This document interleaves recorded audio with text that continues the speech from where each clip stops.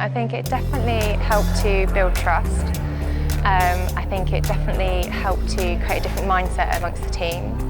And I think it's just something really different to do and something completely puts you in a different zone with your colleague.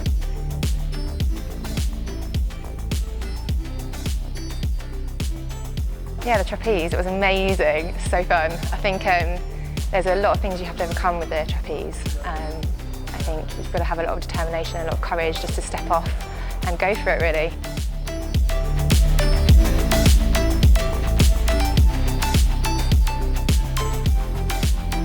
I think if anything, it's brought out the more confident side in people. It's a lot more complicated than you think it's going to be, but it's really rewarding as well. Really good to step out of the office and have space to think completely differently, and actually I'm pretty sure we'll all go into the office tomorrow all with a completely different way of thinking and feeling energised by our day today.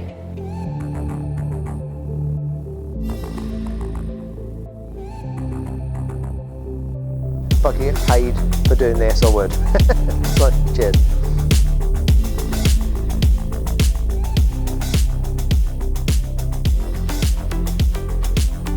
I absolutely loved it. I wish I could do it again and again, actually. Can I come back, please?